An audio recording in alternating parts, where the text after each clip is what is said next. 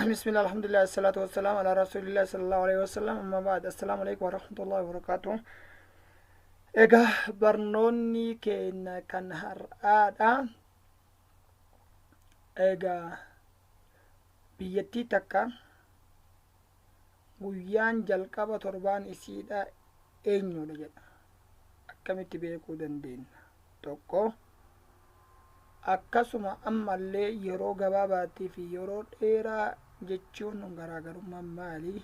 Lama, biyyattii san keessatti biyyattii takka keessatti mallaqni yookiin ammoo cumlaan isiin biyya san keessatti fayyadaman eenyu fa'a akka ta'e baranna jechuudha. Tokkoffaan maalidha? Tokkoffaan biyyattiin takka guyyaan torbaan isii eenyudha?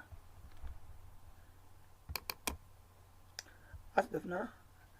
Kuni bakkuma kaleessa baranne jechuudha, irratti dhohina. Asitti fida. Amma bakki kun Yamaniidha. Kuni yeroo gabaabaadha. Yeroo gabaabaa jechuun guyyaa fi ji'aa fi waggaadha. Kun ammoo yeroo dheeraadha. Guyyaa, ji'a, waggaadha. Kun ammoo yeroo gabaabaadha. Kun ammoo yeroo dheeraadha. Guyyaan torbaan isiidha guyyaa sabtiiti. Jalqabni torbaanii sabti guyyaa sanbata takka jedhee guyyaa jimaatatti dhumata. Guyyaa sabtii lafarraa ka'a jechuudha. Fakkeenyaaf guyyaa yeroo dheeraa jechuun taarika dheeraa jechuun kana. Kaawwanni hundinuu lakkoofsaan barrooytu jechuudha. Ji'aa fi guyyaa, ji'a, waggaadha. Kan yeroo dheeraa ammoo guyyaadha. Jiini barreeffamaanii, waggaan barreeffamaani. Yeroo gabaabaa taarika dheeraa jechuun yeroo gabaabaa jechuun ammoo sa'aatii fi daqiiqaa qofa. Yeroo dheeraan ammoo sa'aatiidha, daqiiqaadha, sekoondiidha jechuudha. Isinii galee jira. Hayyee amma fakkeenyaaf bakka kan dhufneetiniin mee biyya haa jijjiirru. Biyyiti isin jijjiirru Affaar Itiyoophiyaa jedha. Dura biyyuma teennaan kana Oromoodha. Oromoo laalla. Ala Oromoo Itiyoophiyaa kan jedhu.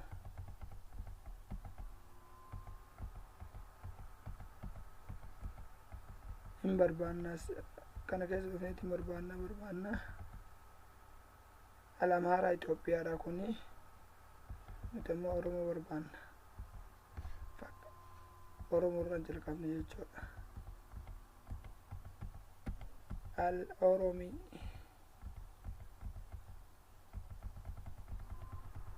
Al-Oromii. Dafii kootu ka.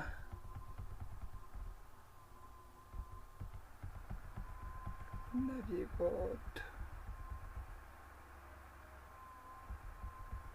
Ingilizi. Dafin.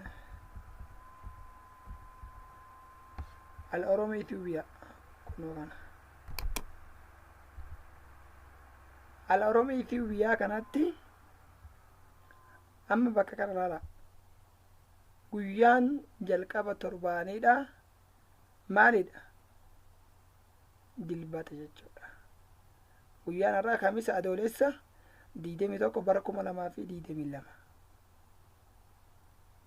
Argitanii? Hayyee birriinoo as dhuftan yeroo amma waa'ee birrii fa'aa gaafatu barbaaddan bakka kana dhuftan. Eedaafaa kana wayita dhaayixan lakkoofsi nuti biyya keenyatti fayyadamnu hundinuu kana kanniini jechuudha. Bifti lakkoofsa arabii hin qabnu. Amma ammoo umlaa ka jedhu dhufna. Umlaan biyya san keessatti fayyadamtu birrii takka. Birriidha. Birriileen ni fayyadamti. Doolaarris ni fayyadama. Yuuroonis ni fayyadamti biyya keenya keessatti. Warroota baankii biratti jechuudha. Argitanii? Lakkoofsi nuti itti fayyadamnu kana jechuudha. 1 2 3 akkanuma malee kan biraan jiru. isin galee jira. Amma fakkeenyaaf asitti deebinee of duuba deebinee as keessaa baanee mee ka amaaraa sanaadha inu Itoophiyaa amaarii kan jedhu san aadaa inumee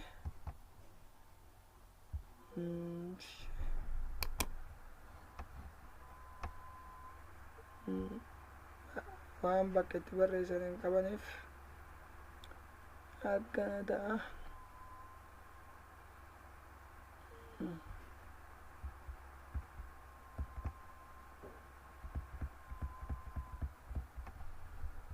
yoo irratti dhoyne akkana kan amaariif hin beeku asin dubbifadha warroon amaarifa beeytan guyyaa lakkitti inni barreesse laala kuno argitanii asitti illee omulaa kana lakkoofsi tokkochuma kuno xumuraalee kan isintu beeka akkasitti ilaalta warroon amaarifa beeku. Mee akkasuma immoo fakkeenyaaf arabii Saa'udiyaadha inu arabii al-arabiyyaa jenna al-arabiyyatu Saa'udiyyaa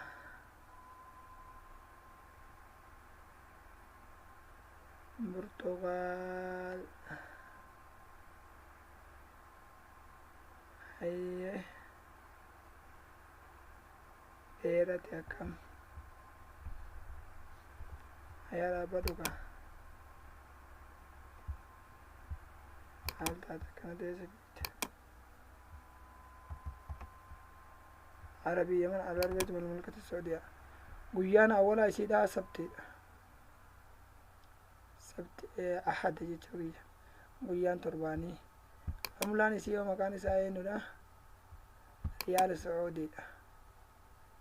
Saa'udiidha lakkoofsi isaaniillee arabiidha argitanii lakkoofsi isaanis arabiidha akkasitti kana barnoonni keenya ka guyyaa har'aa biyyuma feetaniyyuu beekuu yoo barbaaddan asuma tuqtan jechuudha.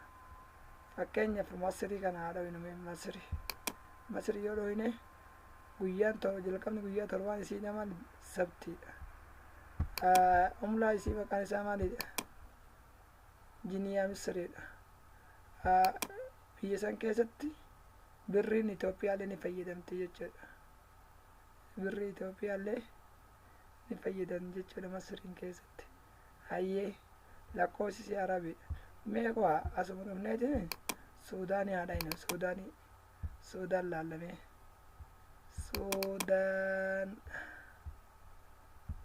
Suudaan arabiyyaa keessa jirti natti fakkaate al-arabii Suudaanii kan jedhu keessa jirti. Al-arabiyyatu Suudaan kan jedhamu jiru Oman Suuriyaa al-arabiyyatu Suudaanidha. Awwalli isii jalqabni isii sabtiidha. Hayyee birriin teenoo biyya san keessatti fayyadamti ofii jidduu jirra maalidha Suudaan jiniyyaa fayyadamti maalidha maqaan isiidha birriillee ni fayyadamte. Akkas barnoota isin irratti hin dheeressin odeeffannoo godhaatii barnoonni keenya kanarraa raawwatama. Barnoota haarawaa akka walitti deebinutti horaa bulaa isiniin jedha. Wassalaamu alaikum warahmatullahi wabarakatuh.